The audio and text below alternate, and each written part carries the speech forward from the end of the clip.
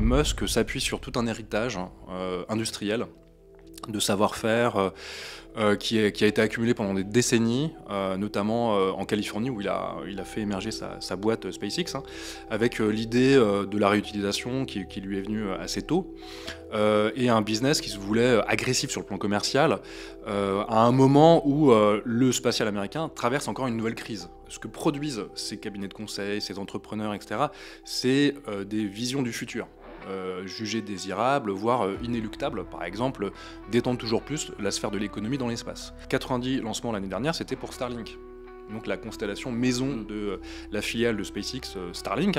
Donc là, c'est autant de satellites qui ont été déployés. Et là, on ne mesure pas à quel point c'est une rupture dans l'histoire industrielle du spatial. Le simple fait que déjà ça soit porté par le président de la République, qui avant même d'être président, dit voilà, c'est SpaceX, c'est un paradigme qu'il faut mettre en œuvre.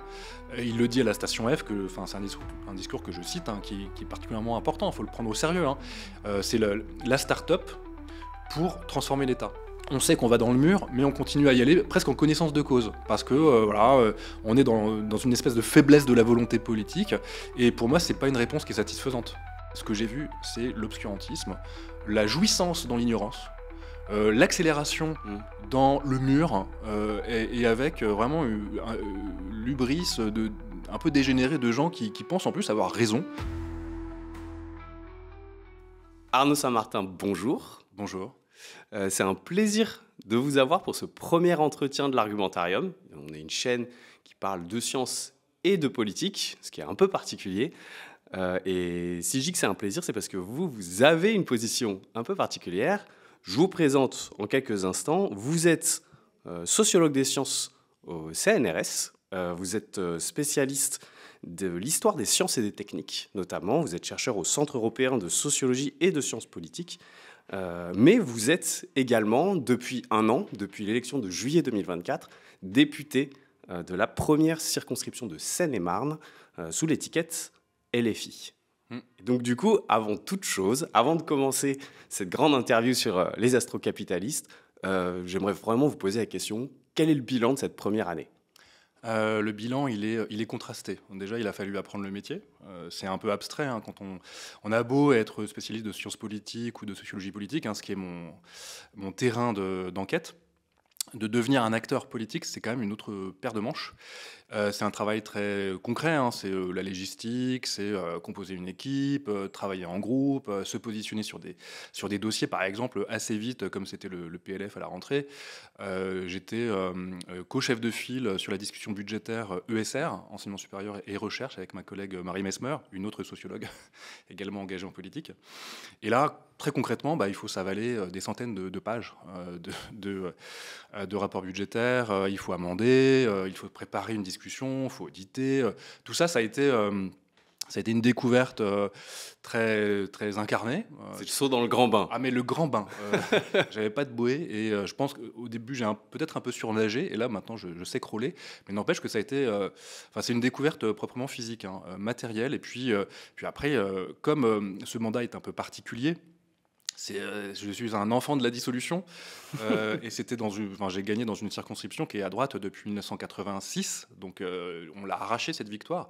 Donc moi j'ai eu à cœur d'être le plus efficace, le plus rapidement possible, avec l'idée que potentiellement le glaive d'une nouvelle dissolution pourrait s'abattre sur nous l'année suivante. Donc à la fois j'ai appris vite, je me suis mis en place sur mes dossiers aussi, sciences, recherche, espace, et les sujets du quotidien dans ma circonscription, et avec cette perspective temporelle un peu particulière. Et là j'en suis à un an de mandat. Et oui, je quantifie, j'évalue ce que j'ai fait, et je pense que j'ai travaillé. Et mes administrés le savent, parce que je compte pas mes heures et je suis constamment mobilisé, quoi. Et oui, on a même dû décaler cette interview, parce que Arnaud Saint-Martin est effectivement extrêmement sollicité, et parfois, à l'Assemblée nationale, faut se mobiliser sur des textes. Toujours. Tout à coup.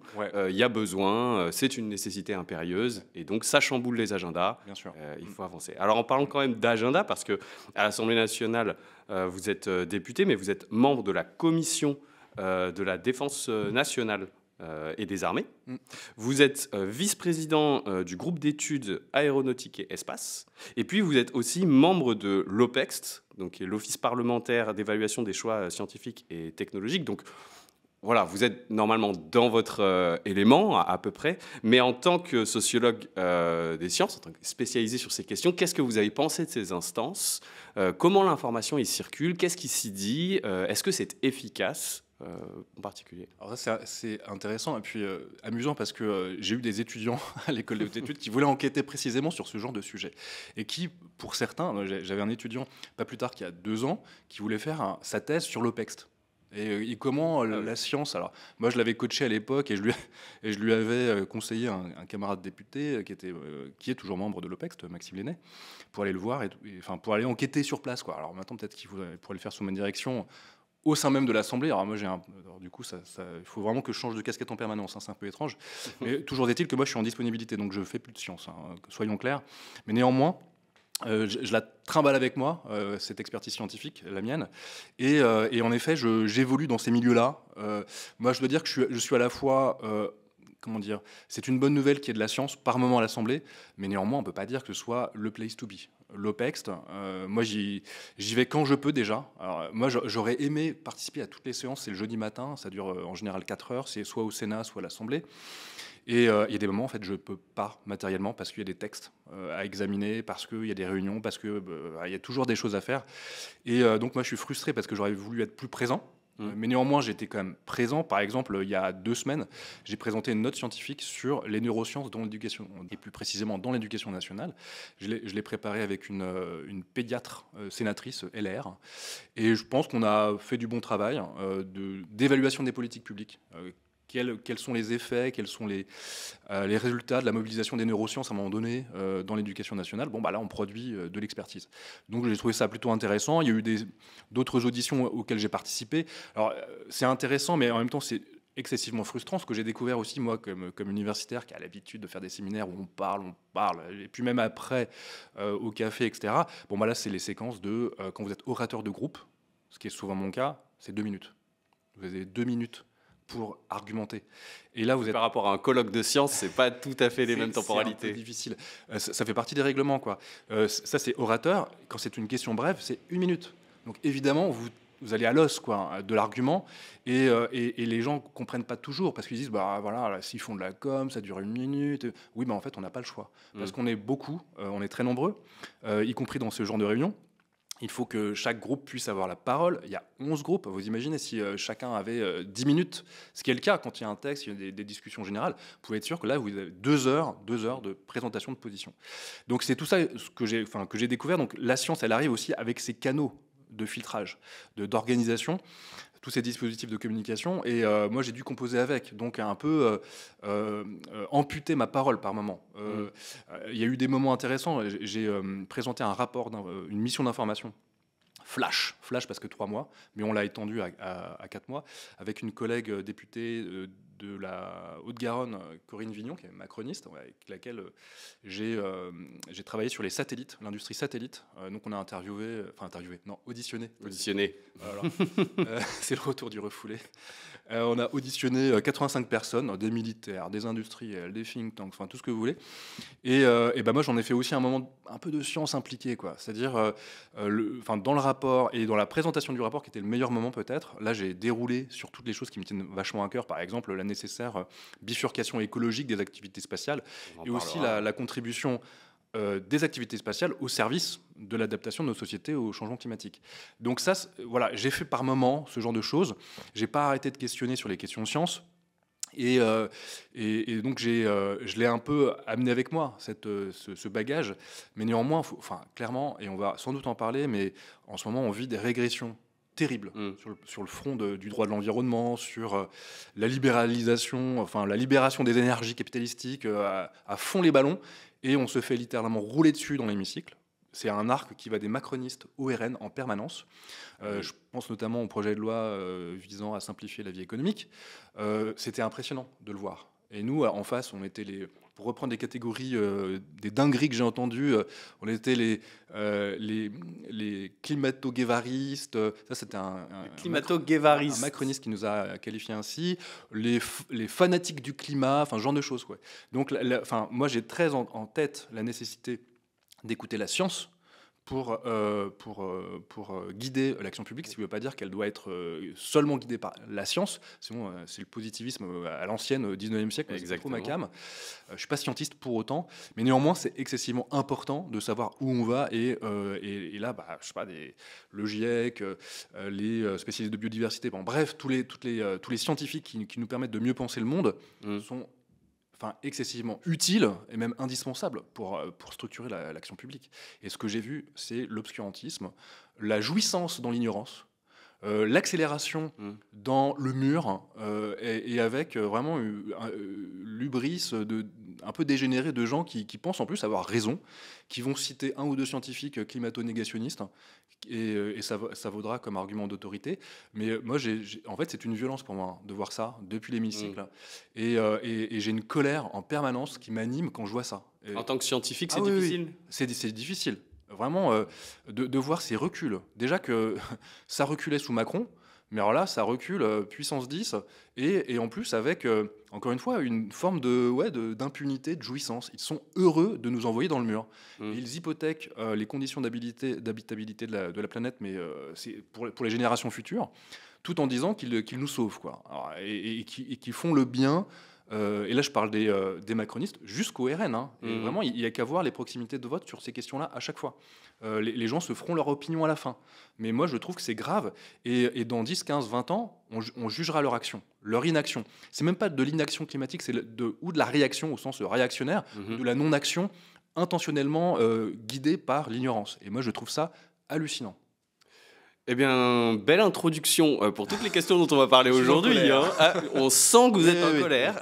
En même temps, c'est vrai que pour traiter des questions de science et de politique depuis 2 ans déjà, je comprends aussi un petit peu la colère, puisqu'il y a beaucoup de frustration, beaucoup de recul, beaucoup d'ignorance des scientifiques sur tout un tas de questions. Alors, c'est pas le sujet d'aujourd'hui, mais on peut penser évidemment à l'autoroute A69, on peut penser à la loi du plomb et à l'agriculture. Enfin, il y a tout un tas de sujets où effectivement, ça devient presque compliqué. Mais vous collaborez, puisque vous l'avez dit, avec parfois, ponctuellement, un député macroniste ici, sénatrice LR ici, individuellement, ces députés sur certaines questions, ces parlementaires, c'est possible aussi de trouver des terrains d'entente, en tout cas d'être d'accord sur certains diagnostics. Comment ça se passe ensuite, du coup, ces personnes-là, elles se retrouvent isolées dans leur groupe, tout disparaît, le rapport finit par caler une table. Comment ça marche dans ces cas-là? En tout cas, pour ma perception et mon expérience, c'est encore un peu court pour en juger. Mais ce que j'observe, c'est qu'en effet, il y a des loyautés de groupe à un moment donné, il y a des positions de groupe. Donc on peut à un moment donné, être assez d'accord sur le fait qu'il y a un effondrement de la biodiversité. Je veux dire, c'est un fait scientifique, qu'on va dans le mur en termes d'adaptation au dérèglement climatique, et qu'il faudrait faire autrement, ça c'est clair, mais au même moment, par exemple, moi je m'investis au nord de ma circonscription, enfin pas dans ma circonscription, mais j'y vais parce que c'est important. Il y a le plus grand data center d'Europe qui est en cours d'installation, payé par un fonds émirati. Et Nvidia, qui est un supercalculateur américain, californien, donc en termes de souveraineté, on repassera. Mais là, c'est 50 milliards qui sont littéralement déversés sur les champs de betteraves, des terres arables excessivement rares, avec une infrastructure qui va consommer puissamment en électricité, en eau, etc., qui va être placée à côté d'une méga prison de 1000 places et d'une déchetterie. Ça, c'est l'ambiance. Hein. Ça passe en force. Je vais faire une blague, mais c'est charmant, la Seine-et-Marne. Bienvenue chez moi. Et moi, ce que je trouve grave, c'est qu'en fait, les villages ont été prévenus il y a 2 semaines avant l'annonce officielle. Et comme c'est de l'intérêt majeur national, et évidemment que ça va passer crème, et il faut que ça soit installé d'ici 2028. Il y avait un papier dans Le Monde, il y avait la carte de France, et il y avait marqué Fouju. Fouju, c'est le nom du village, quoi. Et Fouju, ça va devenir le data center cloud souverain, hashtag machin, Choose France, qui est porté par le pouvoir. Et là, en même temps qu'ils vous diront, la main sur le cœur, il faut s'adapter, c'est compliqué, c'est l'avenir de nos enfants. Et au même moment, blam, un data center énergivore, insoutenable, et qui par ailleurs en appelle d'autres. on appelle d'autres, évidemment. Enfin, c'est exponentiel. Donc à un moment donné, principe de l'effet rebond technologique, on en produit puis un autre, puis un autre, puis un autre. Donc évidemment que ça va exploser. Et puis moi, j'ai alerté, je vais organiser une réunion publique à la rentrée avec les maires du coin. Et je vais faire venir des spécialistes de ces questions, notamment des sociologues que je connais. Et c'est une infrastructure critique qu'il va falloir protéger en plus. Donc ça va être Fort Knox, avec des barbelés partout, des drones et tout. Enfin, c'est quand même une ambiance qu'on va poser là dans la campagne. Et donc là, tous les scientifiques un peu sérieux vous diront surtout pas. Et un autre numérique est possible, sobre, qui est d'ailleurs porté par les institutions. C'est ça qui est extraordinaire. Par le CNRS, INRIA, etc. Il y a des enjeux aussi. On peut faire croître autrement l'informatique. Et c'est une question de besoin aussi qu'il faut repenser. Est-ce qu'on a besoin de toujours plus de connectivité? Est-ce qu'on a besoin de regarder tous ces chatons qui font des roulades en haute définition? Donc, à un moment donné, il faut maintenant de les produire par intelligence artificielle, pour ensuite les regarder. Avec des jumeaux numériques. On n'en sort pas, quoi. et on sait que les ressources sont finies. Elles sont finies. Et au même moment, donc là, c'est le en même temps. Vous voyez, dans toute sa splendeur, à la fois, il faut faire autrement, mais en même temps, il faut penser positivement l'économie, l'écologie positive et non punitive, et donc on continue à déployer. Moi, je trouve ça désastreux. Et encore une fois, quand on fera les comptes plus tard, les Amish d'hier seront les politiques conséquents du moment qui devront gérer l'après-catastrophe. Et moi, je trouve ça désastreux.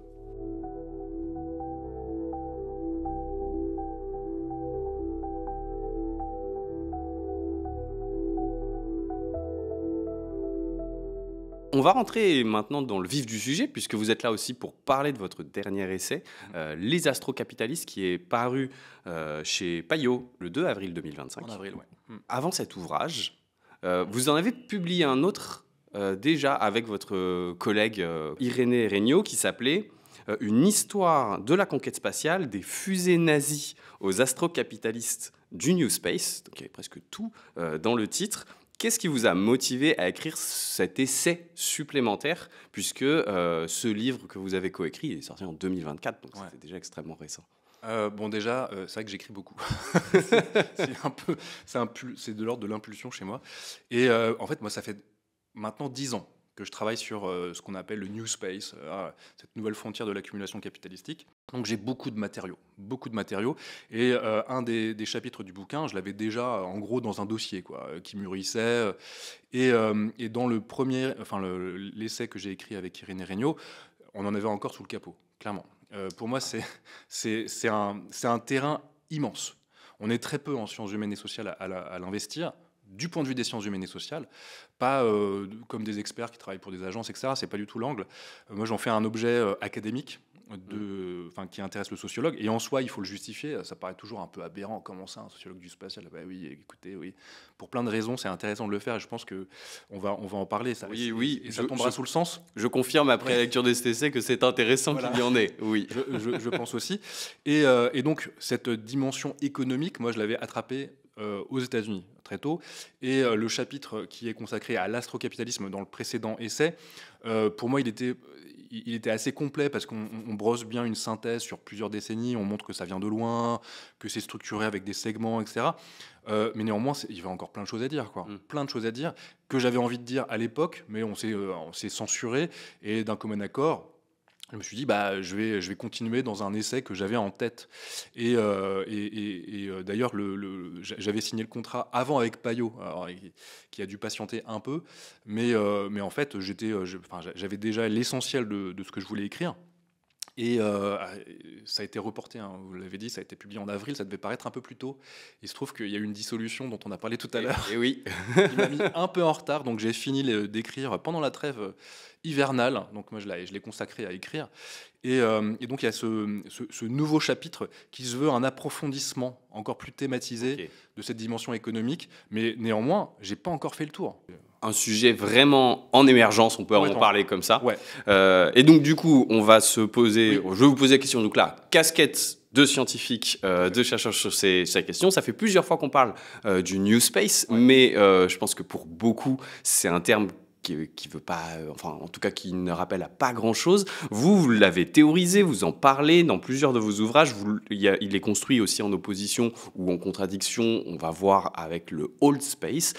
Qu'est-ce que c'est que ce New Space? Qu'est-ce que c'est que ce Old Space? Casquette de scientifique. Alors, je la renfile. New Space, déjà, moi j'ai un réflexe de sociologue un peu pénible. C'est quand je vois un terme, je l'historicise. C'est une catégorie. Et une catégorie, en vérité, piégée, hein, comme conquête spatiale, par exemple. Moi, je ne la prends pas pour acquise, pour argent comptant, et j'essaye de voir déjà comment les acteurs la définissent. C'est un enjeu de définition, déjà sur le terrain. Et quand j'allais voir au tout début, en 2017, en 2015, quand j'ai commencé à Washington, je leur demandais, mais c'est quoi votre définition du New Space? Moi, j'allais pas poser ma définition sociologique d'un terme en fait qui est déjà endogène, quoi. Et en fait, ça variait considérablement selon les acteurs. Ah oui. Bah, bien sûr. Il y avait les gens Chacun utilisait le New Space à sa manière. Exactement. New Space était une espèce de catégorie sympa pour dire bah là on vit une révolution. Il y a un avant et un après. En gros, un spatial guidé par les agences spatiales gouvernementales, piloté par la puissance publique. C'est le spatial de la guerre froide, hein, qu'on connaît bien, de la NASA, d'Apollo, etc., avec des investissements publics massifs, etc. Et là, on vivrait un basculement vers un nouvel espace, New Space, guidé plutôt par des entrepreneurs privés qui ont des visions, une ambition qui est, pour certains en tout cas, en rupture avec les visions portées par les agences, alors, évidemment avec des noms qui reviennent, hein, comme Elon Musk, Jeff Bezos aux États-Unis et quelques autres en Europe. Donc on a cette vision attendue, mais quand on regarde de plus près, en fait, déjà on se rend compte que New Space, la catégorie, elle est très ancienne. Elle est portée dès les années 80. Moi, j'ai interviewé les gens qui l'ont mise sur le marché des idées, du prêt-à-penser le spatial. Et en fait, à l'époque, l'idée, c'était aussi de porter un discours de défiance vis-à-vis des institutions publiques, avec une idéologie souvent libertarienne, anti-gouvernementale, anti-fédérale, anti-Washington. C'était ça ce qu'il y avait derrière New Space. C'est l'idée que la NASA est plus fichue d'organiser un programme spatial. C'est la crise depuis la fin d'Apollo. Donc, relançons la course, mais par la voie de la libre entreprise, avec une vision néolib, parfois très conservatrice, qui est celle des années Reagan. Et en fait, quand on fait la généalogie de la catégorie, c'est à peu près ça, New Space. C'est là le démarrage du New Space. Exactement. Ce que je trouve intéressant, et ça apprend aussi parce que, j'en parle dans le premier chapitre, il y a plein de lobbies, d'activistes, de pro-space aux États-Unis qui organisent la flamme du New Space dans des congrès, etc., auxquels moi j'ai assisté. Par exemple, les conférences New Space, qui sont organisées par la Space Frontier Foundation, qui est un des lobbies très présents à Washington, qui pousse cet agenda défiant vis-à-vis des institutions publiques et qui est financé par des entrepreneurs privés, des philanthropes capitalistes, etc., voire des anarcho-capitalistes. Et tout ça s'organise dans les années 90-2000, donc c'est vraiment une affaire ancienne. Ce que je trouve intéressant, et moi c'était mon point d'entrée en fait, c'est que c'est reçu en Europe comme une nouveauté. Il y a des gens, et ça a été chroniqué 1000 fois, c'est un marronnier maintenant, ces entrepreneurs qui disruptent le spatial, etc., depuis les années en gros 2010-2015. Et c'est le moment où je m'y intéresse. Voilà. Qui prennent ça comme une espèce de nouveauté, un surgissement inouï, spontané, avec ces acteurs comme Musk et Bezos, qui sont là depuis déjà en fait assez longtemps, hein, oui, depuis le début des années 2000, oui, mais qui en fait travaillent sur un fond commun idéologique qui est déjà présent avant eux, quoi. Et donc moi c'est ce que j'essaie d'historiciser pour déniaiser la perception de la chose. Et si je devais le dire, si je devais définir le New Space, disons que c'est un répertoire idéologique qui sert à caractériser des basculements de l'économie de l'espace, du système d'exploitation de l'espace, avec une intensification de la dimension marchande. Et là où c'est intéressant, parmi les intrigues qui sont les miennes, et que j'essaie d'analyser, c'est le moment où ces agences, qui étaient objet des critiques des partisans du New Space, internalisent ce discours pour l'accompagner in fine. Que ce soit la NASA, l'Agence spatiale européenne, le CNES en France.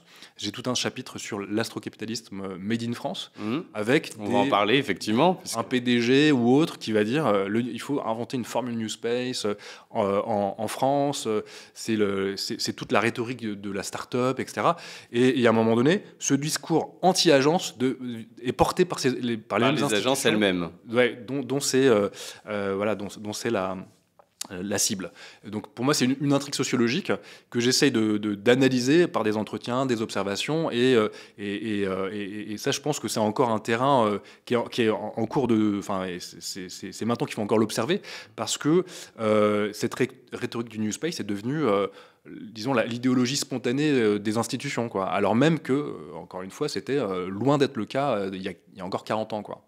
Oui, et on va en parler, et notamment de ce capitalisme à la française. On en parlera un petit peu parce que vous avez noté dans votre ouvrage un nombre de petites anecdotes qui montrent cette contamination, on va dire, depuis 2017. Mais avant ça, moi j'avais une petite réflexion. Dans le livre, vous énumérez un nombre d'acteurs, de start-up, de cabinets de conseil, de personnages très influents, parfois très discrets, publics, privés, qui passent parfois de l'un à l'autre. C'est un gigantesque écosystème composé de microcosmes et de remicrocosmes.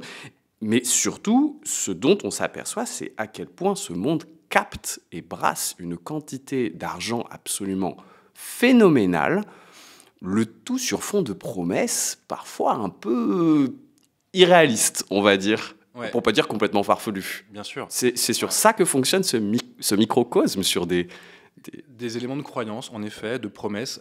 Ça, c'est assez connu en sociologie des sciences, c'est l'économie de la promesse technoscientifique. J'ai un peu écrit sur ces questions-là avant d'être député, et même de travailler sur le spatial. En gros, là, ce que produisent ces cabinets de conseil, ces entrepreneurs, etc., c'est des visions du futur.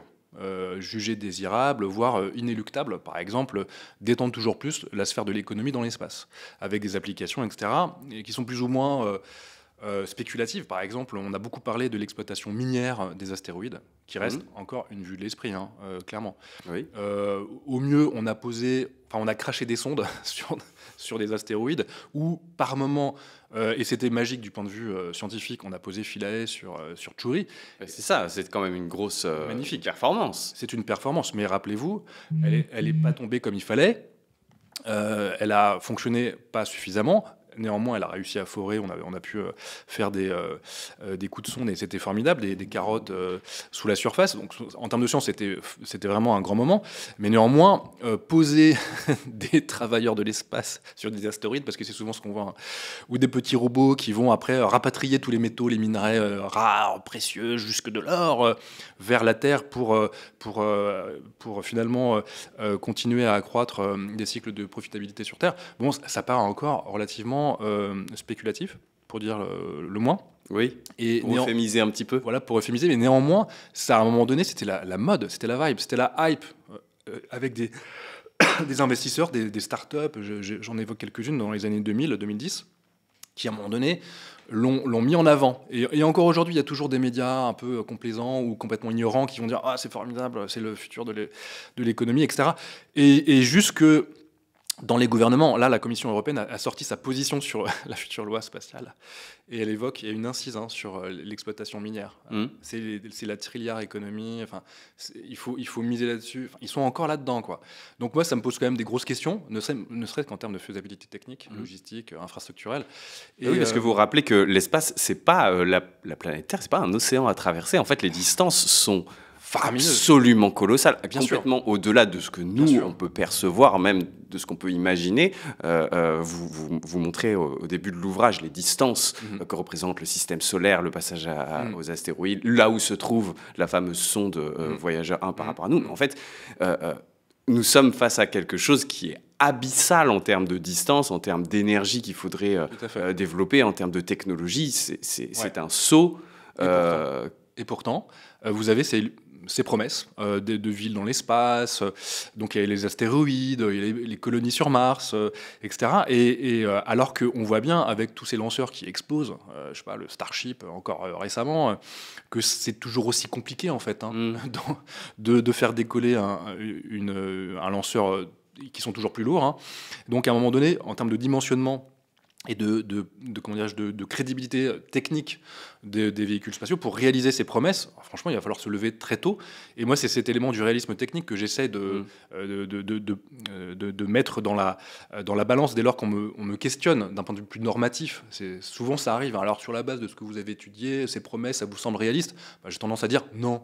Non, il y a sans doute d'autres priorités, et puis on n'est pas prêt d'y aller, quoi. Mais néanmoins, ça fait partie, enfin, ces visions du futur, ces cycles de croyances qui sont constamment réactivés, participent à la fois de l'engouement, de l'enchantement, et aussi à un moment donné de la perfusion d'argent, et d'argent généralement public, hein. Et oui. Parce qu'à un moment donné, vous avez toujours des startups qui vont accélérer sur la base d'argent au départ, qui sont mis par des business angels, qui ne savent pas quoi faire de leur argent, ou éventuellement quelques petits fonds de capital risque ou de capital investissement. Mais en fait, ils en reviennent, hein. Il y a eu un moment, par exemple, un engouement pour les stations spatiales privées en orbite basse. On a bien compris que ça allait être compliqué et qu'à la fin, qui va payer, ça sera plutôt la puissance publique. Parce que c'est pas le tout d'envoyer, hein. Après, il faut entretenir, il faut envoyer des gens aussi. Est-ce qu'on a suffisamment de touristes qui sont prêts à claquer 30 millions pour passer une semaine à faire des galipettes en apesanteur? Pas forcément. Et donc, se pose la question de qui paye et pourquoi faire. Et à un moment donné, ces promesses, je pense qu'il faut les évaluer à cette aune-là. Sinon, on peut continuer encore assez longtemps à les déployer de façon irrationnelle. Alors, dans votre ouvrage, vous revenez assez longuement sur des acteurs comme Elon Musk et son entreprise SpaceX. Et est-ce que vous pouvez nous décrire comment est-ce que cet homme, Musk, a réussi à devenir progressivement un acteur presque malheureusement incontournable de l'astrocapitalisme? Comment il y est arrivé? Est-ce que c'est vraiment l'histoire d'un entrepreneur de génie qui a parvenu à faire ce que le public n'avait jamais su faire, c'est-à-dire ces lanceurs réutilisables, ce développement de technologies Starlink, etc. Ça, c'est une bonne question. Disons que Musk s'appuie sur tout un héritage industriel, de savoir-faire qui a été accumulé pendant des décennies, notamment en Californie où il a fait émerger sa boîte SpaceX, hein, avec l'idée de la réutilisation qui lui est venue assez tôt, et un business qui se voulait agressif sur le plan commercial, à un moment où le spatial américain traverse encore une nouvelle crise. Et il a bénéficié, par exemple, de ce trou d'air qu'a constitué l'accident de Columbia en 2003, qui pose la question de l'accès à l'espace encore. Ça coûte toujours aussi cher, avec des industriels qui viennent de l'âge spatial, hein, Lockheed, Boeing, etc., qui sont très installés, etc. Et lui arrive avec cette vision de mercenaire, d'entrepreneur, qui va provoquer le statu quo, l'establishment, ce qu'il a fait, hein, assez tôt, dès 2003 ou 2004, il faudra regarder les dates, mais il vient avec le lanceur Falcon 1, il le ramène à l'horizontale à Washington, il le met sur le môle, hein, pour défier l'establishment. Donc il fait ce genre de choses. Et à la rigueur, il est pris pour un type un peu cintré, qui a aucune espèce d'ambition autre que d'emmerder le monde. Il n'est pas pris au sérieux du tout par une partie de l'establishment, mais néanmoins, en fait, à la fois parce qu'il va savoir s'entourer des bonnes personnes, des bons ingénieurs, notamment Tom Mueller, qui va travailler le moteur Merlin, qui était déjà développé en fait, hein, partiellement, et il va les mettre en ordre de marche pour développer une petite boîte qui s'appelle SpaceX, et donc de façon assez méthodique, hein, il va mettre en place cette solution de transport spatial qui vise à baisser le coût d'accès à l'espace. Il n'est pas tout seul à le faire. Il y a un engouement dans les années 90-2000. Il y a plein de boîtes qui naissent et qui sont sur le même créneau. Lui, il fait partie des entrepreneurs les plus malins, quoi, qui a réussi à être hyper agile, à la fois critiquant l'establishment et au même moment se rendant utile et en cherchant les contrats. Et oui. Il est littéralement pas sauvé par la NASA, mais quand même presque, parce qu'il y a eu plusieurs échecs de Falcon 1. Le dernier réussi, mais franchement, entre le Falcon 1 et ce qui va devenir le lanceur réutilisable Falcon 9, il y avait clairement un monde. Mais parce que, encore une fois, il a réussi, avec une belle équipe, à monter en puissance, à mettre à profit, exploiter les infrastructures existantes, par exemple des bases de l'armée de l'air, les pas de tir de Cap Canaveral qui étaient en déshérence, donc un peu à vampiriser les ressources publiques aux fins de son business, et en cassant les coûts au départ, parce qu'aujourd'hui c'est très cher SpaceX. Hein. Ah oui. Oui, c'est très cher. Les prestations sont, et plus c'est gouvernemental, plus c'est militaire, plus c'est cher. Et là, quand il donc on est dans un capitalisme très classique de commencer avec des coûts extrêmement bas, quasi à perte, fidéliser une clientèle, la rendre captive, et ensuite augmenter les prix. Exactement. Oui. Ça, c'est ce qu'ils ont fait avec Falcon Heavy, qui est le lanceur lourd, hein, et qui pour l'instant fonctionne bien. J'avais été voir les tarifs pour la CIA ou le Pentagone. Là, c'était plutôt 150, 200 millions de vols. Donc évidemment que là, ils savent facturer comme il faut. Et puis ces clients-là ne regardent pas la dépense, hein, parce que c'est des satellites critiques qui coûtent très très très cher, donc faut pas que ça explose.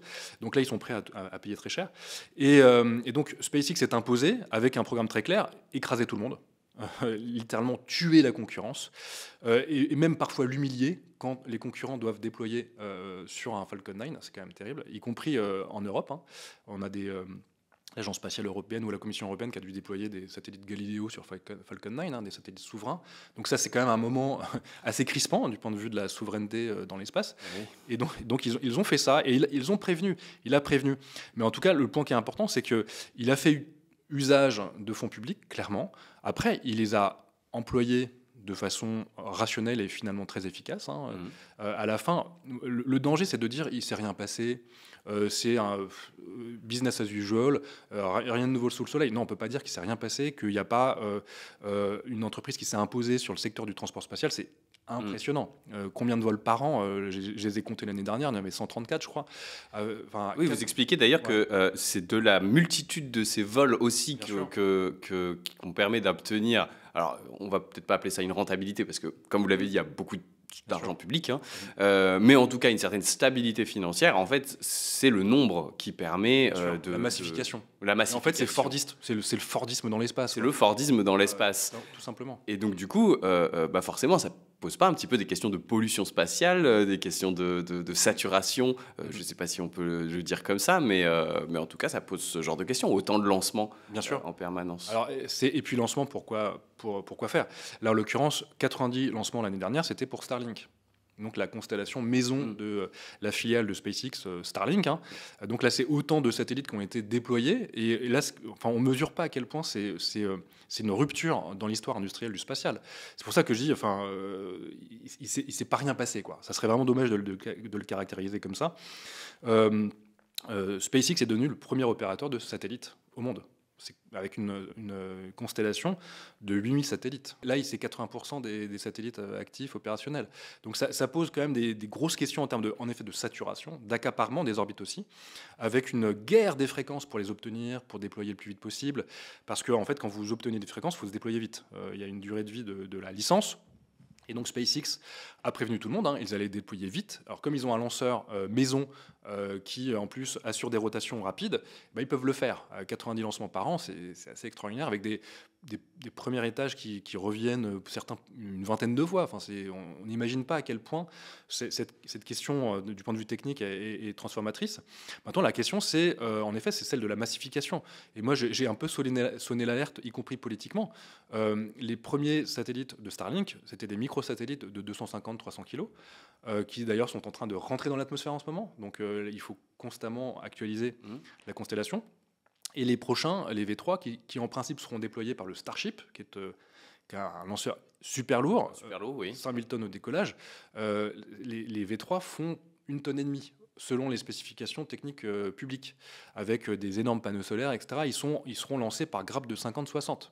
Donc en termes de massification, c'est important de le noter, parce qu'il y a eu une espèce de mode de la miniaturisation des satellites dans les années 2010. Tout à fait. Vous parlez même à un moment de volonté de faire des nanosatellites. Ouais. Tout à fait. Des tout petits satellites. En fait, les nanos, c'est 10 x 10 x 10, quoi. C'est un tout petit cube, quoi. Et qu'on peut assembler, etc. C'est un standard CubeSat qui a été mis en place dans les années 90. Notamment en Californie, que j'avais d'ailleurs été visiter. J'avais interviewé les fondateurs de ce standard, qui visait précisément à optimiser les charges, les plateformes, avec des petits capteurs toujours plus perfectionnés sur le plan optique, etc. Enfin, des charges utiles qui n'avaient pas besoin d'être aussi grosses qu'avant. Et c'était présenté comme à la fois la panacée et puis, disons, l'évolution inéluctable spatiale. En fait, là, on est en train de reprendre un chemin inverse. Et avec ça c'est intéressant, comme l'espace est toujours plus saturé, il y a des débris, etc. Il faut manœuvrer en permanence, c'est des évitements, et aussi des évitements entre satellites. Donc il faut blinder toujours plus les satellites. Et il faut leur mettre toujours plus de carburant, enfin c'est de l'eau ou de l'hydrazine, enfin quand c'est la propulsion chimique. Pour leur permettre de manœuvrer. Donc ils sont toujours plus lourds. En fait, ils embarquent avec eux ce genre de technologie. Puis ils sont blindés pour éviter les petits débris. Alors, pour certains, ça sera pas possible, mais néanmoins, Oui, j'avais vu à un moment que pour des petits débris Ouais. à une certaine vitesse dans l'espace, comme il n'y a pas de frottement d'air, il n'y a pas d'air, il n'y a bien pas sûr. machin, en fait c'est la force d'une balle de fusil Bien sûr. qui part sur Ah oui, non, c'est puissamment destructeur. et ça peut parfaitement perforer Ça peut un perforer, satellite. les panneaux solaires sont bombardés, la station spatiale doit manœuvrer très souvent. Donc ça, c'est le moment un peu compliqué où le spatial doit gérer la coexistence de tous ces systèmes, avec de plus en plus d'acteurs qui se déploient. On a cité Starlink, mais c'est aussi Kuiper, la constellation d'Amazon, qui est en cours de déploiement, et Cocorico, grâce notamment à la France et à l'Europe, puisque c'est Ariane 6 qui contribue beaucoup au déploiement, avec 18 lancements qui sont prévus. Ce qui permet d'équilibrer le carnet de commandes de cet acteur européen qui contribue donc au déploiement de cet acteur californien qui est Amazon. Et donc, Business is business. Business is business, il faut bien faire fonctionner ce lanceur. Et donc là, on a Kuiper, mais aussi Gowang, la constellation chinoise, et quelques autres aussi. Il y a une dizaine de projets qui sont connus publiquement en Chine. Donc on va avoir un problème vraiment de trafic sur les orbites qui est aigu, qui est suraigu. Et pour l'instant, la réponse que je trouve intéressante des institutions, c'est de dire on fait de la gestion de trafic. La gestion, en fait, ça veut dire on regarde, on observe et puis on manœuvre. Mais en fait, on ne fait pas vraiment de gestion au sens rationnel, de déploiement des assets, etc. Enfin, on ne peut pas vraiment gérer. On l'observe, quoi, et on compose avec. Mais l'idée d'une régulation hyper contraignante, avec des amendes quand on déconne, etc., pour l'instant, ça reste plus que théorique. Depuis le traité sur l'espace de 1967, ce sont les États. Ouais. Dans le droit international qui ont la responsabilité, y compris quand ce sont des acteurs privés donc ce sont vraiment les États qui ont toute la responsabilité. Mais est-ce que c'est toujours les États qui ont la main aujourd'hui? Ils le devraient. Ils le devraient. Et c'est ça, à mon avis, le problème, c'est que en fait, les États, et notamment les États-Unis, mais pas seulement, pour des raisons d'hégémonie économique, culturelle, politique, etc., ont construit des champions industriels. SpaceX est un monstre de la commande publique fédérale sur plusieurs années maintenant. Et maintenant qu'il est en place, très bien placé, et même carrément indispensable pour les déploiements des agences comme la NASA ou le Pentagone, etc., ils doivent composer avec. Et avec presque, à un moment, c'est presque un hybride, quoi. Il n'y a qu'à voir les cadres de SpaceX, c'est tous des anciens généraux du Pentagone, etc. Donc là, on a ce genre d'acteurs dont le déploiement est encouragé par la puissance publique. Par moments, un peu contraint, quand ça explose, quand le Starship est maintenu au sol parce que il y a une enquête fédérale pour étudier les conditions de l'échec et quelles mesures à prendre pour l'éviter la prochaine fois. Donc à un moment donné, vous avez des agences qui vont siffler la fin de la récré, mais c'est transitoire. Et à la fin, vous avez des États qui se mettent dans la course à l'espace et avec clairement une compétition de plus en plus effrénée, avec des enjeux d'influence, de dominance dans l'espace, et une militarisation à marche forcée, qui fait que c'est dur de freiner.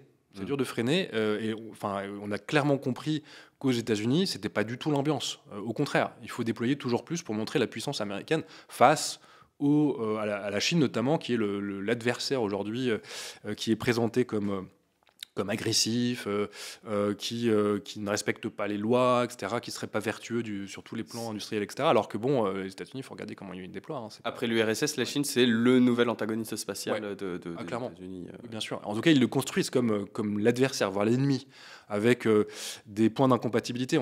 Quand vous êtes américain, une entreprise américaine, ou même un allié américain, vous ne pouvez pas travailler avec les Chinois. C'est vraiment... ils ont... binarisé la communauté spatiale avec un antagonisme qui est très fort. Moi, à chaque fois, je le raconte, mais moi, ça m'avait vraiment frappé. J'étais venu en 2019 à Washington pour le congrès d'astronautique internationale. C'est le moment où Mike Pence réaffirme le leadership américain dans l'espace. La communauté spatiale chinoise n'a pas été invitée. Il n'y avait pas de visa. Ah oui. Donc c'était quand même une certaine ambiance. Et c'est le moment où Pence enjoint toute la communauté qui est en face de lui à se mettre à la remorque de la vision américaine, ce qui va devenir par exemple Artemis, le retour sur la Lune, etc.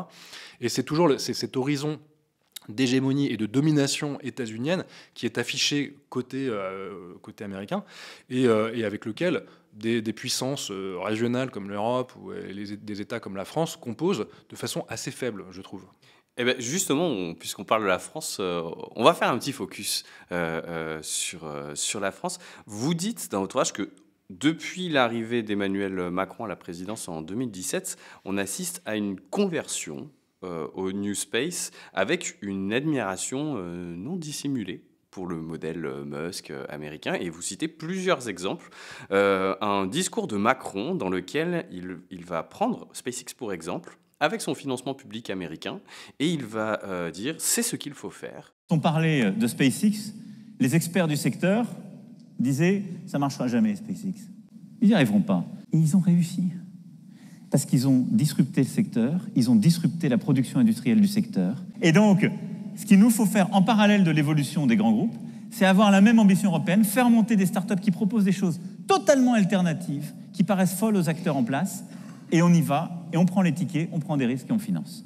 Vous parlez de SpaceXisation du spatial, et jusqu'à très récemment, on voit cette SpaceXisation, puisque François Bayrou, c'est à nouveau dans votre livre, mais on l'a vu dans les médias, lors du cyclone de Chido à Mayotte, en décembre 2024, il va annoncer immédiatement l'achat d'une centaine de kits Starlink pour rétablir les communications, déclenchant la fureur de Orange, l'opérateur français, qui se démène depuis des semaines pour rétablir les télécommunications. Qu'est-ce que ça dit de cette ère Macron et de cette manière d'envisager l'espace et en termes de souveraineté nationale, quand même, ça pose des questions, non? Ouais, ça c'est pour moi une énigme sociologique et politique par extension. Je rends compte dans un des chapitres, en effet, de cette conversion qui date pas de Macron. Hein, c'est déjà présent en fait, hein, la mode du start-uping, etc., y compris sous le mandat Hollande, qui voit à l'œuvre, par exemple, des initiatives qui vont dans le sens de la privatisation. Par exemple, d'Ariane 6, le programme Ariane 6, c'est sous le gouvernement Valls en 2013 que c'est privatisé.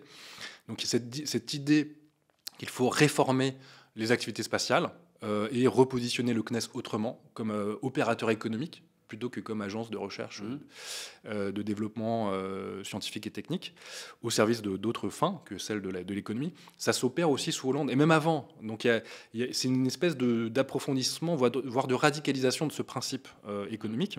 Oui, parce que c'est sous Macron, par contre, que le CNES va se mettre en grève, une grève historique, en 2022, et justement, en étant assez en désaccord, accueille avec beaucoup de froideur cette politique du New Space. Et cette politique du New Space, elle est portée pas par n'importe qui, puisqu'elle est portée par Philippe Baptiste, qui est le PDG du CNES à cette période-là, et qui va devenir notre ministre de l'Enseignement supérieur et de la Recherche aujourd'hui. Tout à fait. Ouais. Ça fait partie de la conversion. La conversion, c'est un processus, c'est lent, etc. Et ça demande des épreuves de conversion. Et donc, il y a eu des moments dans l'affermissement de cette vision. Et le simple fait que, déjà, ça soit porté par le président de la République, qui avant même d'être président, dit, voilà, c'est SpaceX, c'est un paradigme qu'il faut mettre en œuvre. Il le dit à la station F, c'est un discours que je cite, qui est particulièrement important, il faut le prendre au sérieux. C'est la start-up pour transformer l'État. Il y a même un bouquin qui a été publié un peu avant, l'État en mode start-up, qui le préface, que j'avais étudié dans un numéro de revue que j'avais coordonné avec Maxime Kijou, Start-up, émergence d'un mot d'ordre, dans la revue Savoir Agir. Et donc on avait fait la généalogie du start-uping chez Macron, qui est aussi son mode d'action politique. En Marche, c'est une start-up. Emmanuel Macron, c'est tous les standards du start-uping. Et ça devient force de politique publique à un moment donné, ça devient un cap gouvernemental. Et ça va s'incarner dans une multiplicité de secteurs de l'action publique, y compris donc dans l'espace, qui paraissait un peu résistant à ce genre de mode de pensée, etc. Mais néanmoins, il va être converti au fur et à mesure.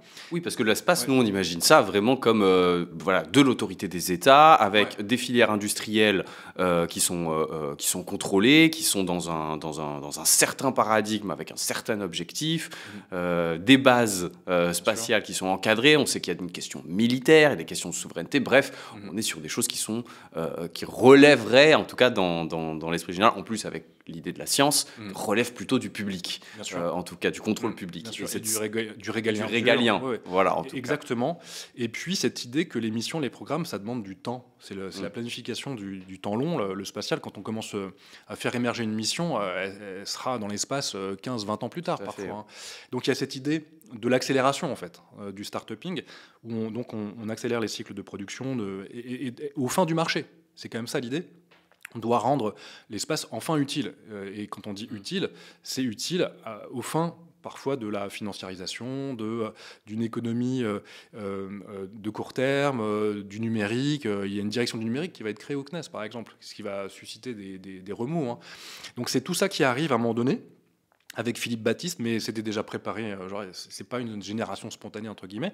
Et donc cette vision-là va devenir force de loi avec, donc, en effet, un PDG qui vient de cette vision, enfin de cette façon de voir les choses, qui a été directeur de cabinet de Frédéric Vidal, enfin, et donc est un politique aussi, hein, et par ailleurs, des gens comme Bruno Le Maire, qui à un moment donné donc, est ministre de l'économie et qui va récupérer la compétence spatiale. Ce qui va susciter la grève aussi, hein, en 2022, des ingénieurs du CNES qui s'y retrouvent pas du tout. Ils disent, nous on veut un spatial différent, d'intérêt général, au service de la science, de la technologie, de la lutte contre les effets des dérèglements climatiques. C'est pas du tout leur vision des choses, quoi. Et donc ça va tendre la communauté, et encore aujourd'hui. C'est un enjeu de crispation majeur.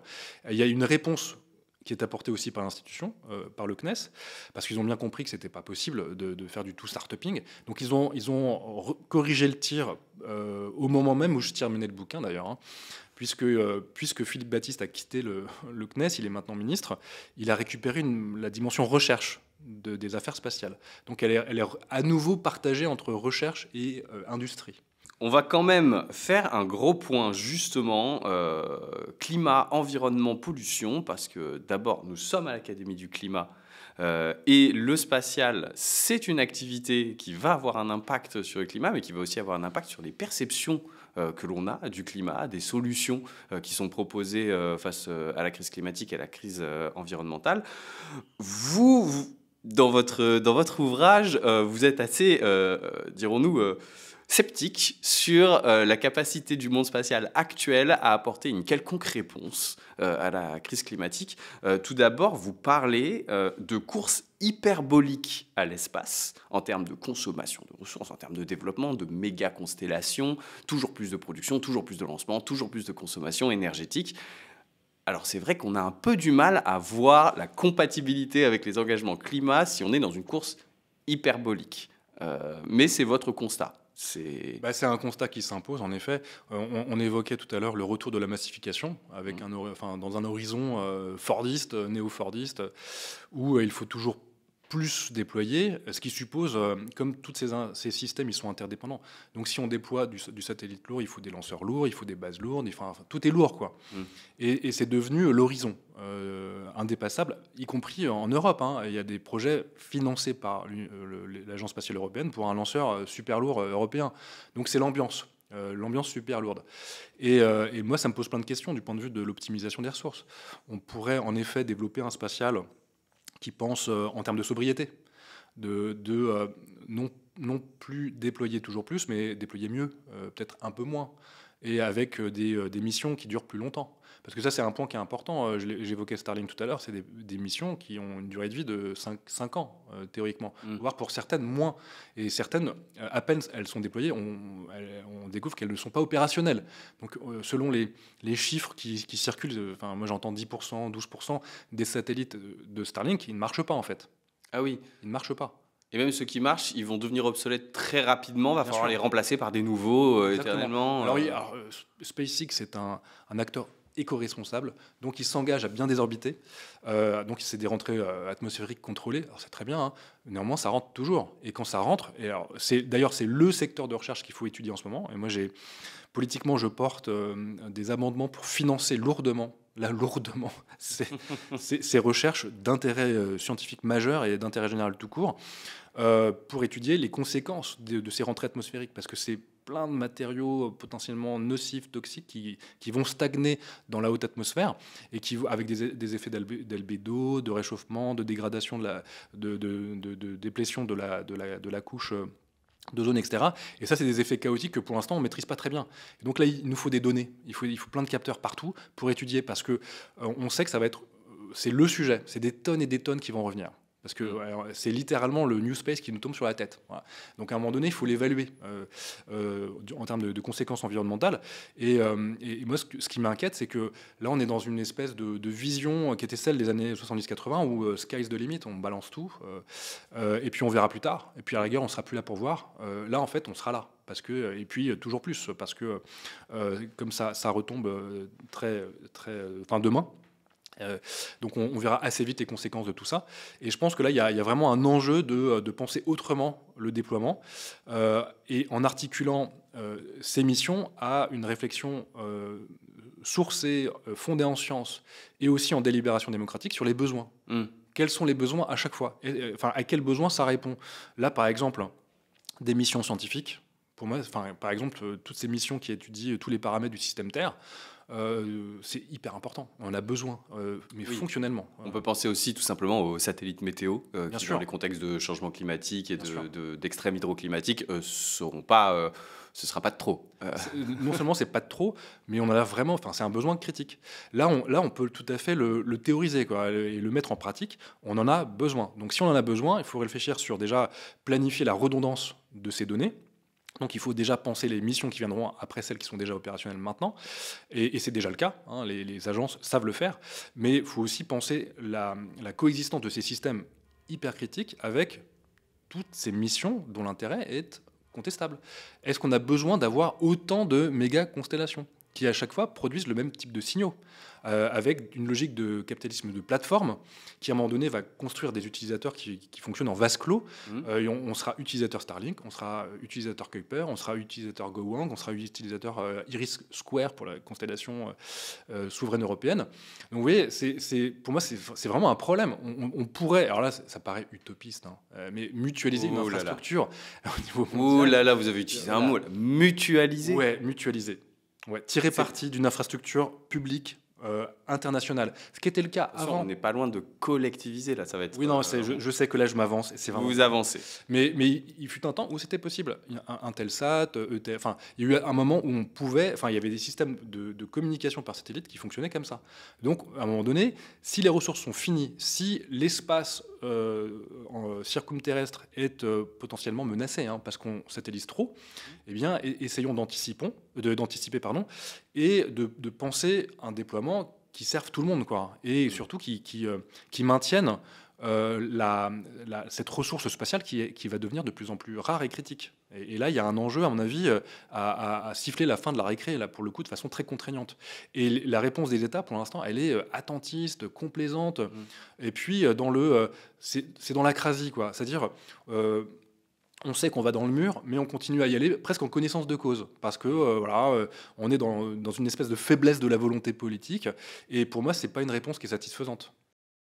Dans la grande catégorie environnementale, vous expliquez que l'espace et le New Space et ce développement spatial, il fournit un certain nombre de fables environnementales d'astrocapitalisme vert, et notamment deux fables sur lesquelles on va peut-être revenir, pas toutes parce que vous en parlez beaucoup, mais celle du solaire, de l'électricité solaire par des gigantesques stations spatiales, qui a été énormément vendue, avec des chiffres absolument incroyables. On pourrait mettre ainsi une centrale solaire qui pourrait capter 25%, enfin correspondre à 25% des besoins d'électricité du Royaume-Uni. Donc voilà, des choses absolument fantastiques.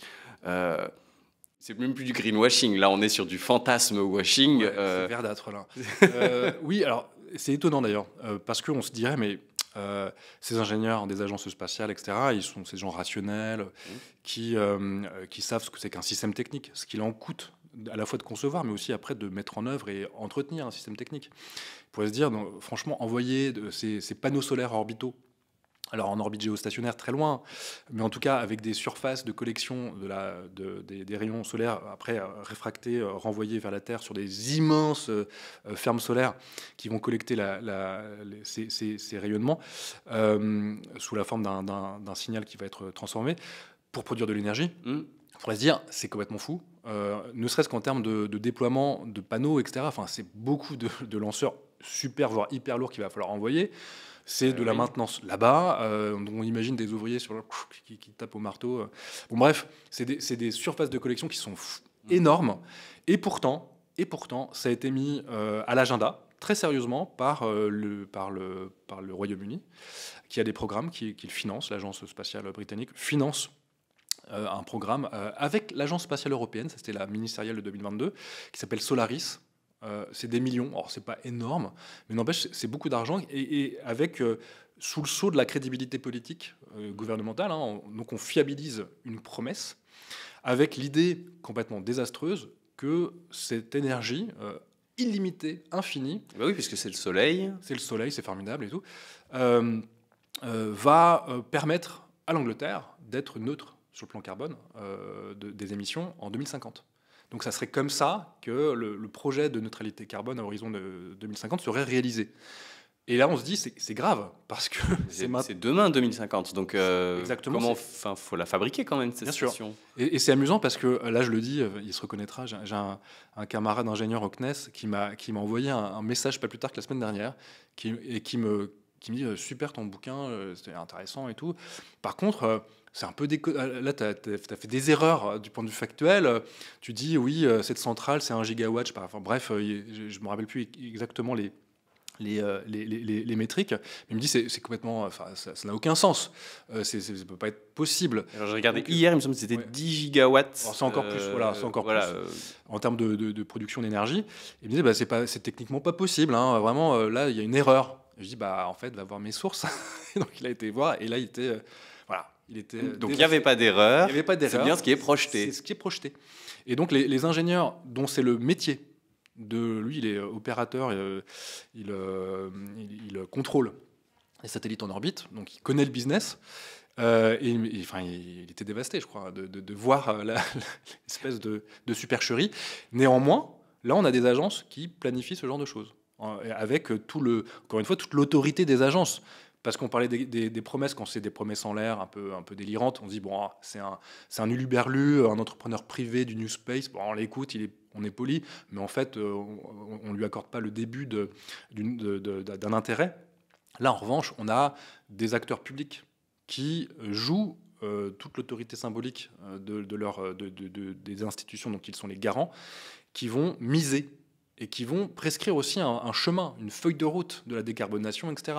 Donc là, ça fait partie des solutions que j'ai voulu mettre en série, en intrigue, pour dire, voilà comment certains acteurs du spatial autorisé, gouvernemental, pensent le futur. Et pour moi, c'est quand même une source d'inquiétude. Oui, c'est un fantasme technosolutionniste. On ne parlera même pas, parce qu'on n'a pas le temps, mais de toutes les questions liées à cette électricité, admettons même qu'on la produise, admettons même qu'on envoie tout ça, machin. En fait, la ramener sur Terre n'est pas aussi évident que ça. En fait, c'est très compliqué. Donc, on est à des chaînes de complexité absolument colossales.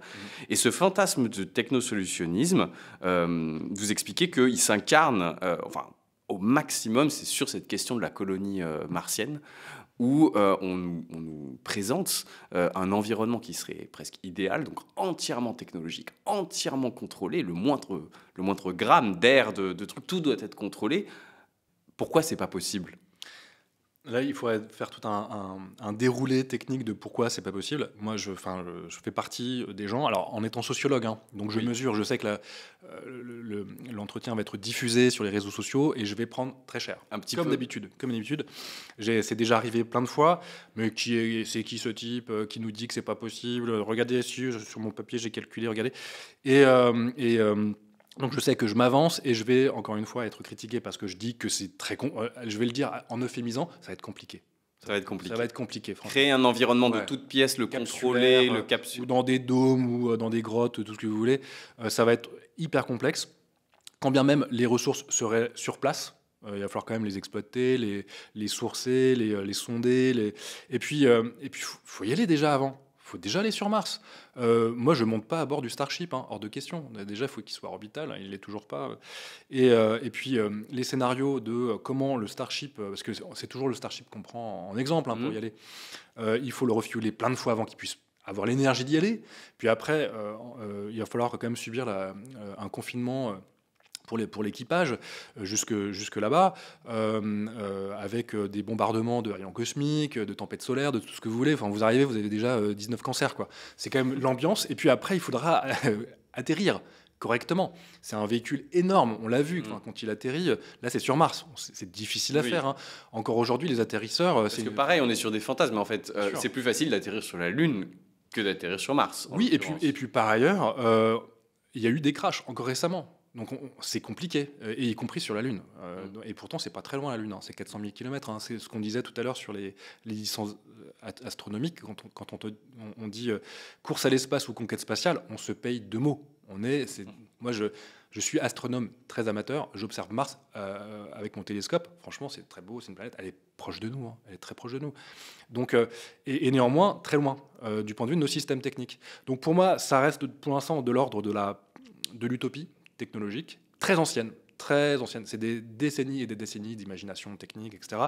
C'est des quantités de rapports de la NASA qu'on peut trouver en accès libre, hein, qui vous présentent en théorie des fictions de stations, de bases martiennes qui fonctionnent très bien, hein, avec des humains, des humanoïdes sur place. Tout fonctionne de façon plus ou moins apaisée, avec une civilisation qui se retrouve sur Mars pour coloniser et finalement sauver l'espèce humaine, puisque son milieu, son biotope originel serait condamné. Voilà. Elon Musk, il a prévu un type de gouvernement un peu particulier quand même, pour sa colonie spatiale. Hein. Alors il en dit beaucoup et en même temps pas tant que ça. En fait, il faut regarder comment fonctionnent les colonies martiennes de Musk sur Terre.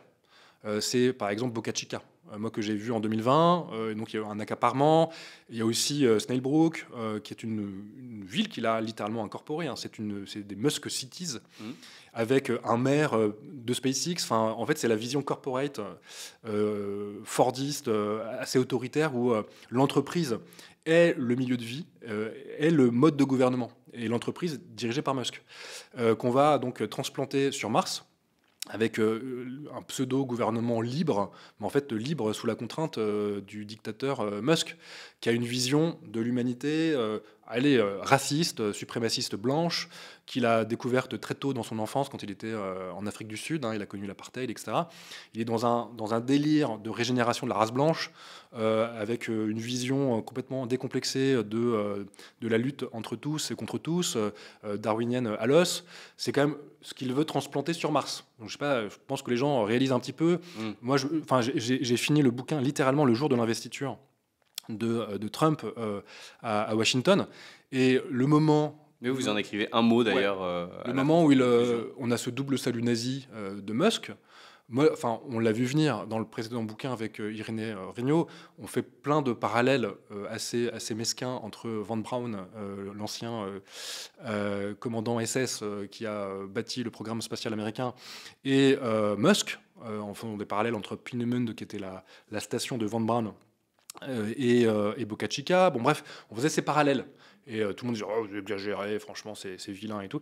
On a évoqué, dès le mois de décembre, l'idée d'un astrofascisme, entre une convergence démoniaque entre Trump et Musk. Bon, ce salut nazi, ce double salut nazi qui venait du fond du cœur et des tripes, dit quelque chose de la façon dont lui aimerait gouverner un jour. Ça s'appelle le Dodge, ça s'appelle la vision corporate hardcore et fasciste du monde social. Donc quand on imagine que c'est désirable, les colonies blanches de Musk sur Mars, bon, c'est un peu tout ça qu'on valide. Hein. Moi, ça me pose quand même question. Et ce que vous expliquez, c'est qu'en plus, ces fameuses villes martiennes, mais sur Terre, voilà, c'est qu'elles ne sont pas du tout écologiques. Au demeurant, elles ont une consommation absolument très colossale. Complètement. Donc, alors là, vendre la solution à nos problèmes écologiques et de réchauffement climatique avec des colonies de ce type-là, c'est vraiment, on est dans une hypocrisie.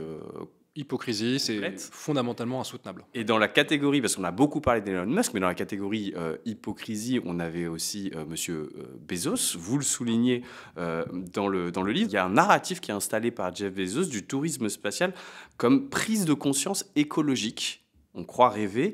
Il explique, après son retour du premier vol spatial, la Terre est une petite chose fragile, et quand nous évoluons sur cette planète, nous faisons des dégâts. C'est une chose de le reconnaître, mais c'en est une autre de voir de vos propres yeux à quel point elle est vraiment fragile. Ouais. Ça, Ouais, c'est une phrase de Jeff Bezos. oui, oui, et puis il remercie dans le même discours tous les employés d'Amazon qui ont permis de rendre ce rêve possible. Et non, mais c'est l'argument classique hein, de la conscience environnementale qui s'étaye par le vol spatial. Depuis toujours, hein, c'est l'argument. C'est l'overview effect. Voilà, on voit la planète depuis l'espace et on a un choc esthétique et en même temps de conscience de la fragilité de ce biotope, de l'humanité, et d'où l'idée de Blue Origin, hein, d'origine bleue. Lui, il n'est pas dans le... En tout cas, il l'affiche pas comme ça, dans le lubris de il faut rendre l'espèce humaine multiplanétaire, il faut la sauver en allant coloniser l'espace. Lui, il dit faut se projeter dans l'espace, dans des villes spatiales géantes, et en même temps protéger la planète. Mais comment il la protège, lui? Enfin, c'est Amazon. Enfin, Amazon, il n'y a rien de plus... Enfin, les entrepôts, le capitalisme de carton qui dégrade puissamment, qui vit sur la société de l'obsolescence programmée, de la consommation à outrance, du toujours plus vite, du consommer toujours plus rapidement et à fond perdu. Avec comment dirais-je, une surconsommation d'énergie, tout ça. Enfin, c'est quand même, ça vit de ça, quoi, Bezos. Et au même moment, c'est l'opulence des ultra-riches hein, qui s'envoient littéralement en l'air. Et lui, récemment, c'était son mariage à Venise, là, qui a choqué tout le monde là-bas. Il est venu avec son yacht énorme, toute l'obscénité de l'ostentation de la richesse. Et finalement, le vol spatial participe de ça de façon extrêmement... caricatural. Ça a été perçu comme tel, hein, son premier vol à bord de Blue Origin. Enfin, vous et moi, on n'a pas eu besoin d'aller dans l'espace Oui, pour avoir une prise de conscience bien sûr, écologique. bien sûr. Et puis là, je fais la comparaison entre, en gros, il y a le Space Mountain pour les riches, quoi, et puis celui de Disney, quoi, pour les manants, quoi, pour la plèbe qui, voilà, a droit au grand 8. Et ceci dit, ça coûte cher d'aller là-bas. Et donc là, c'est les deux niveaux dans l'accès au voyage spatial. Et ça dit beaucoup de cette impunité. Et ça a été, d'ailleurs, c'est devenu une espèce d'allégorie de l'obscénité des ultra-riches, le vol spatial. Et d'ailleurs, c'est intéressant parce que ça contamine par extension le vol spatial habité. Avec des astronautes qui, pour certains, utilisent des moyens qui sont ceux des entreprises privées d'espace, qui vendent du tourisme spatial, comme SpaceX, en partenariat avec une boîte qui s'appelle Axiom Space. On a des astronautes de gouvernement, par exemple récemment turc de mémoire, suédois ou norvégien, je ne sais plus. En tout cas, on a des gouvernements qui payent un ticket à Axiom Space et SpaceX pour envoyer un astronaute professionnel à bord de la Station spatiale internationale, mais comme un vulgaire touriste. Quand on voit Thomas Pesquet qui, pour une mission Agence spatiale européenne, à la combi SpaceX, et fait l'article pour SpaceX, enfin, je le cite à un moment donné, je crois, dans le bouquin, enfin, il fait vraiment l'article pour la boîte, on se dit, bon, voilà, il y a quand même une question qui se pose. Quand commence le tourisme dans l'espace? Quand on a des astronautes dont une partie de la mission consiste à faire des expériences scientifiques, il y en a quelques-unes, je dis pas, hein, mais une bonne partie, c'est quand même de la maintenance de systèmes techniques. C'est un gros Lego, la station d'ailleurs qui va bientôt brûler. Elle va rentrer dans l'atmosphère en 2031 et peut-être un peu plus. Mais une partie aussi, c'est du branding, c'est même, j'en parle dans le chapitre 2, hein, c'est vendre la marchandise, c'est faire de la com pour les agences, pour diverses initiatives, parfois d'intérêt général. Hein. Mais vous parlez de farce de vol habité. Farce au sens... C'est un peu fort, non? Alors, c'était une référence à Marx, mais en gros, il y a eu un moment donné une conquête de l'espace qui passait par la figure de l'astronaute ou du cosmonaute en URSS et qui a construit l'attrait pour l'espace avec un moment voilà, de course qui a passionné pas mal de gens. Pas tout le monde, pas tout le monde, faut quand même, ça passionnait pas toujours les foules, mais il y a eu Apollo et puis cette crispation culturelle sur la figure de l'astronaute. Neil Armstrong, le premier pas de l'âme sur la Lune, etc. Et puis après, c'est entré en lente dépression. Et finalement, on a vécu cette première. Et depuis lors, donc il y a eu les premières stations, on vit toujours cette idée qu'il faut réitérer la première. Le retour sur la Lune est un retour pour les Américains, mais c'est une première. Ça sera une première pour les Chinois, qui vont vivre leur première dans l'espace. Et on revit, en fait, ça sera à peu près la même chose. Hein, ce qui va se passer, ils vont planter un drapeau, ils vont peut-être jouer au golf comme certains astronautes américains, faire un peu de jeep, et puis ils vont en revenir en disant on y a été. Ouais, mais on y était pourquoi ? Pour planter un drapeau. Et cette question-là, évidemment que ça envoie tout un récit, un imaginaire, etc. Mais cet imaginaire-là, je pense qu'il a eu sa pertinence culturelle, symbolique dans les années 60. Et quand on interroge des gens que ça passionnait de l'époque, qui ont vécu le 21 juillet 69, ils se rappellent comme si c'était hier. Moi, ce jour-là, on a sorti la télé dans le village, c'était en noir et blanc, on a attendu je ne sais plus quelle heure dans la nuit. Donc il y a eu un moment. Pour pas mal de gens. Pas tous, hein, fallait avoir la télé ou la radio. Mais après, qu'est-ce qu'on va vivre de plus si on recommence ? C'est ça l'idée de la farce. C'est un peu dur hein, de le dire comme ça, mais c'est la répétition. C'est l'idée de la répétition. D'accord. Et c'est la répétition sur la Lune. Et encore une fois, on y a déjà été. Enfin, ils y sont déjà allés dans les années 60. Peut-être en 2027, 28, 29, on verra. Hein, ce sera la même chose. Et sans doute que ça va susciter énormément d'intérêt. On a l'impression que c'est repoussé au fur et à mesure la promesse de retourner sur la Lune. Ça reste encore très compliqué de le faire. Et puis le point, ils l'ont vendu comme ça à la NASA, c'est l'occupation durable de la Lune. Mais l'occupation durable, ça va coûter très cher. Il faut constamment envoyer des équipages parce qu'ils ne peuvent pas rester très longtemps. Il faut des bases, il faut des jeeps, des systèmes, tout ce que vous voulez, des moyens de communication, voire de surveillance, puisqu'on a affaire à des bases qu'il faut protéger. Donc c'est toutes ces infrastructures qu'il va falloir déployer. Et moi, je suis dubitatif, pour dire le moins. Alors, on arrive à la fin de cet entretien. Moi, j'ai une dernière question pour vous. Vous n'avez pas vraiment voulu répondre, c'est voulu à la fin de votre livre, à OK, qu'est-ce qu'on peut faire d'autre ? Quel autre récit que l'astrocapitalisme ou l'astrofascisme dont vous parlez est possible ? Quelle autre exploration ou autre exploitation de l'espace est possible ? Maintenant que vous avez la casquette de député, c'est peut-être un petit peu plus facile de donner un récit, un nouveau récit, en tout cas un récit qui serait plus souhaitable et plus soutenable.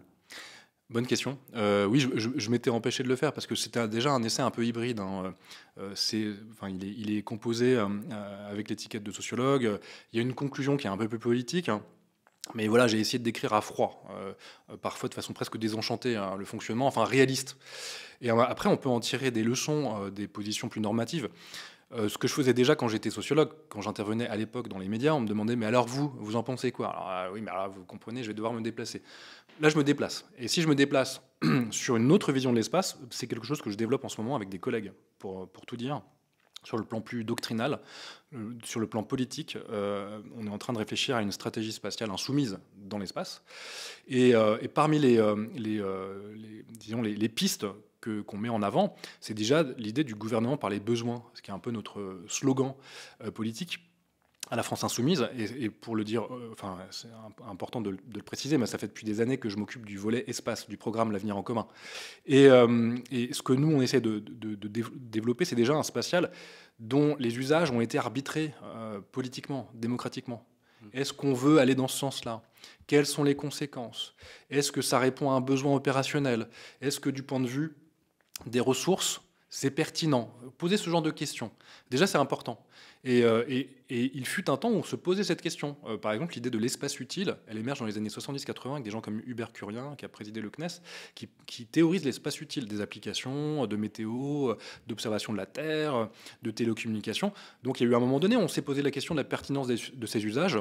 Évidemment, parmi les usages, il y a la science et la technologie. Étant chercheur en disponibilité du CNRS, pour moi, c'est excessivement important de mettre le paquet sur la science. Et c'est même à des fins au-delà. Si on devait le vendre, même en termes de soft power, de diplomatie, on donnait une nation qui s'affirme comme nation scientifique dans l'espace, c'est important. Ça fait écho à des préoccupations qui sont globales, etc. Puis ça évite de faire appel à Starlink quand il y a Exactement. un cyclone. C'est vrai, j'avais pas évoqué ce point-là, mais en effet. Et donc, pour moi, c'est déjà le premier point, c'est le gouvernement par les besoins. Après, c'est l'idée du contrôle de l'État sur les activités. À un moment donné, je pense qu'il faut mettre le haut là sur des déploiements qui sont contre-productifs, voire destructeurs, dès lors que la ressource est rare. Donc on devrait avoir à un moment donné un État, déjà un pilotage gouvernemental peut-être par une délégation interministérielle à l'espace pour coordonner entre les ministères. Ça, c'est un problème, c'est que c'est un peu saucissonné, quoi. Donc il faut gagner en cohérence et planifier les usages et leur pilotage. Et donc, à un moment donné, tout ça, ça doit s'accompagner d'un État qui sait ce qu'il veut en matière spatiale. Un État, allez, stratège. On investit là parce que... Et on le fait aussi avec un horizon de coopération spatiale. Nous, ce qu'on porte aussi politiquement, c'est non plus la course, non plus l'escalade dans la dépense militaire, ce qui est quand même l'ambiance en ce moment. C'est non plus la compétition effrénée sur le plan économique, mais plutôt la coopération, y compris d'ailleurs dans le monde industriel et économique. Moi, j'ai beaucoup visité récemment des gros industriels. Quand on va écouter la base des ingénieurs, des techniciens, moi j'ai très bon rapport avec les centrales syndicales qui sont sur place, ils veulent coopérer. Là, il y a historiquement, par exemple, entre Thales Alenia Space et Airbus Defence and Space, quand il y avait un appel qui était proposé par la Commission pour l'Agence spatiale européenne ou le CNES, ils se partageaient le satellite. Nous, on fait la plateforme, vous faites la charge utile. Et vice-versa selon les missions. On peut par moment construire des coopérations. Donc moi, l'idéal que je porte, c'est plutôt celui de la coopération. C'est par exemple, c'est pour l'instant à bas bruit, mais il y a des scopes dans le spatial. Il y a des entreprises. Donc il y a des startups, mais il y a des scopes. Il y a des scopes. Et là c'est quand même intéressant. C'est un autre type de développement que je trouve intéressant parce que les travailleurs, les salariés ont main sur l'outil de production. Ils savent ce qu'ils veulent faire et ils le font parfois ils sont parfois encouragés par la puissance publique, donc tant mieux.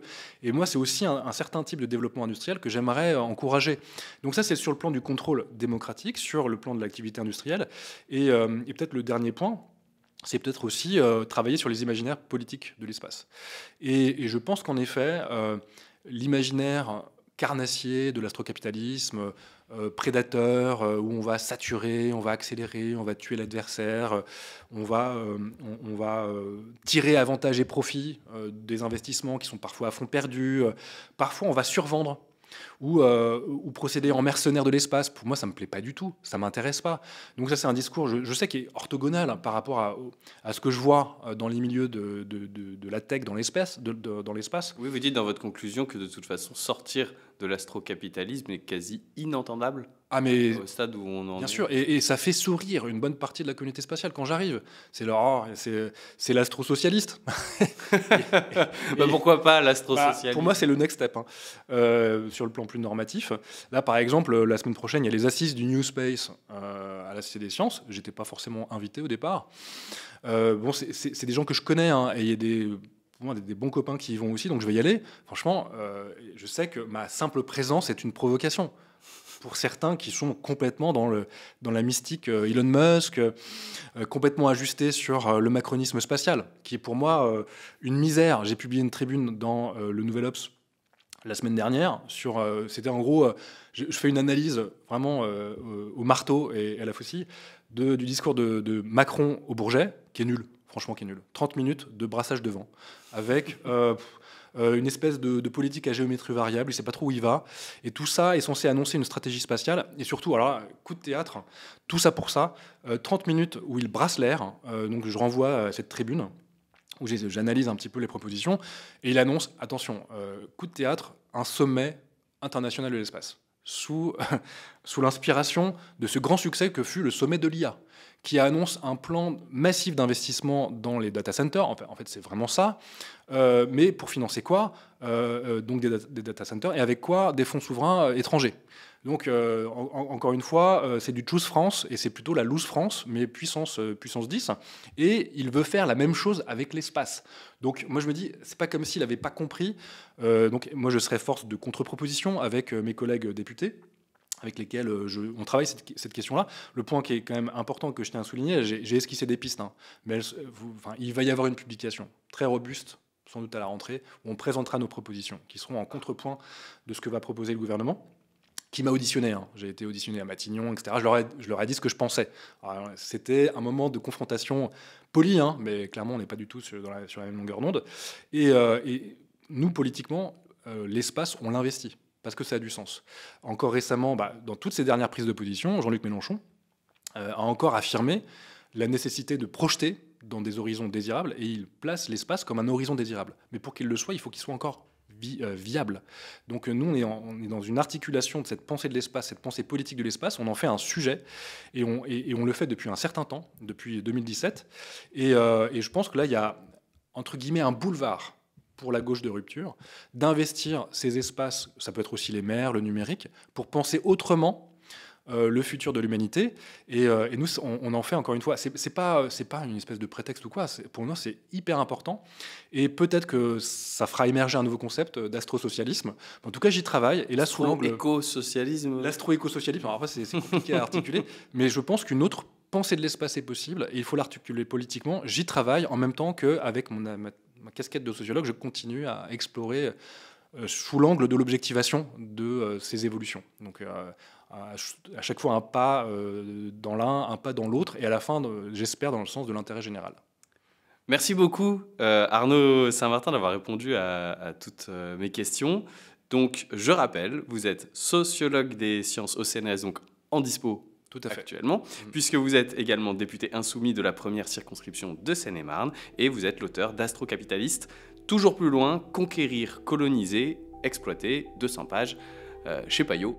Merci à l'Académie du climat de nous avoir accueillis ici. On a pu parler un petit peu de climat et d'astrocapitalisme vert aujourd'hui, et c'est très bien.